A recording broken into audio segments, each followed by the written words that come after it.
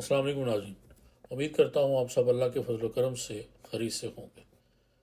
بانگ درا سے علامہ صاحب کی شعر نظم شکوہ الفاظ کے معنی اور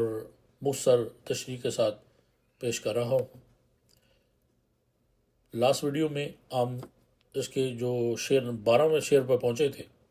اور اب اس سے آگے چلتے ہیں کہ بس رہے تھے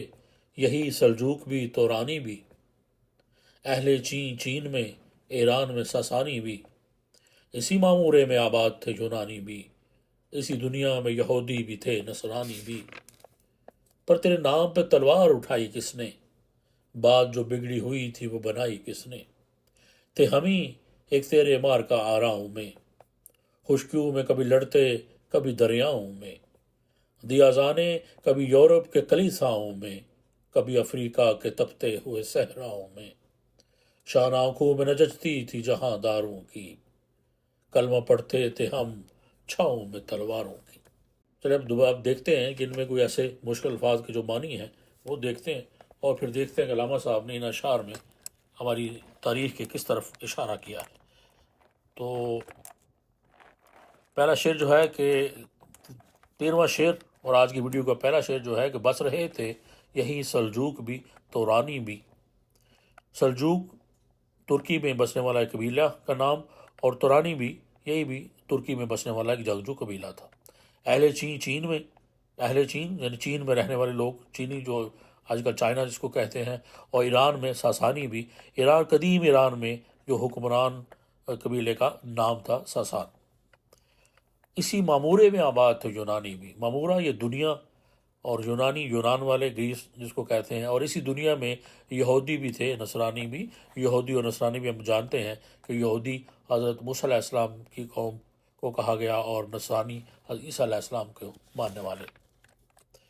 پر تیرے نام پہ تلوار اٹھائی کس نے، بات جو بگڑی ہوئی تھی وہ بنائی کس نے؟ تھی ہم ہی ایک تیرے مار کا آراؤں میں۔ اب اس میں مار کا آرا مہم سر کرنے والے،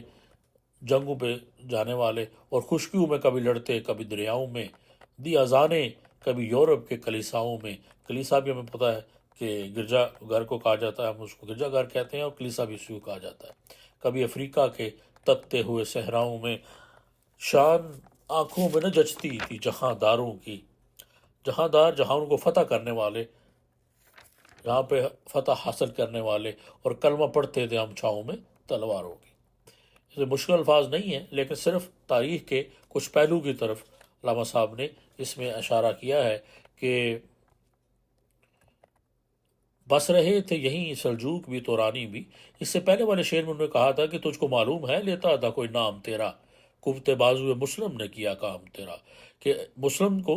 یا مسلمانوں سے پہلے کوئی تیرا نام لینے والا نہیں تھا۔ ہر قوم کا، ہر انسانوں نے اپنے اپنے معبود اور مسجود اور بنائے ہوئے تھے، اور ہر ایک کا اپنا اپنا معبود تھا، مگر مسلمانوں نے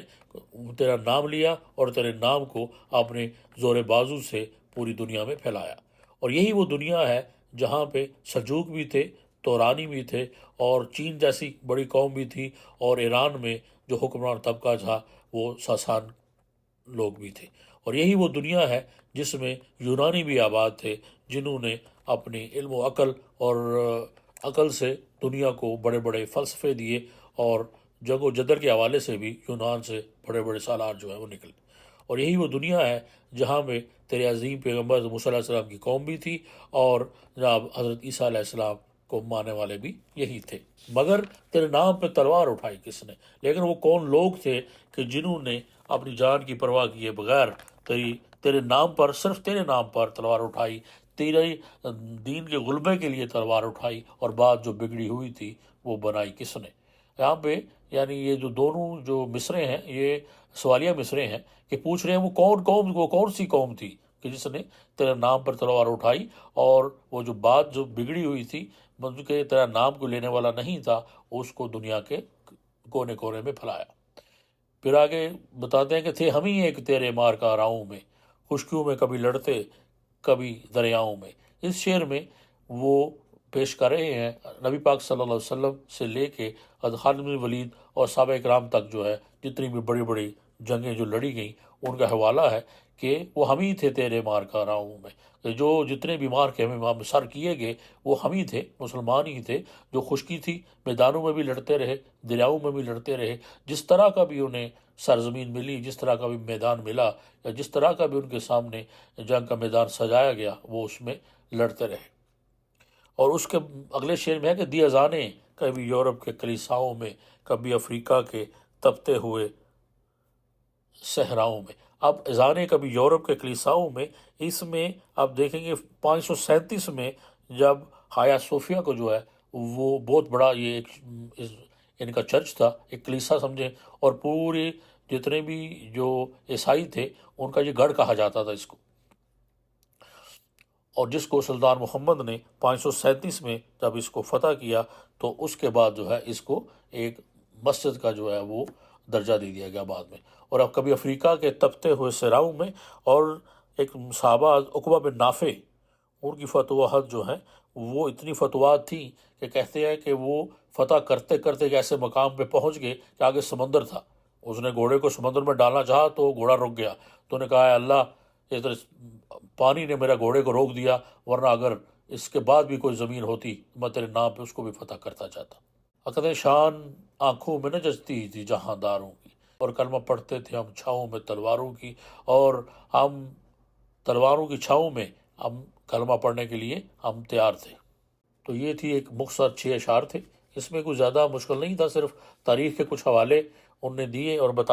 بتا رہے ہیں ایز اے شکوہ کہ ہم ہی وہ لوگ تھے کہ جنہوں نے تیرے نام پر تلوار اٹھائی، اور تیرا نام لے کر ہر طرف سے ہمارے آباء و اجداد جو ہیں انہوں نے کہیں کوئی بھی جو ہے وہ بزدلی نہیں دکھائی، وہ رکے نہیں، اور تیرے نام سے بہادری سے لڑتے رہے، کیسے بھی میدان آئے، کیسی بھی مشکلیں آئیں، ہر طرح کا مقابلہ کرتے کرتے انہوں نے تیرے نام کو پوری دنیا میں پھیلا دیا۔ تو پھر انشاءاللہ اس کے بعد پھر اگلے اشعار پہ انشاءاللہ اگلی ویڈیو کو لے کے چلیں گے۔ تب تک کے لیے مجھے اجازت دیجیے، اپنا بہت خیال رکھیے، اللہ حافظ۔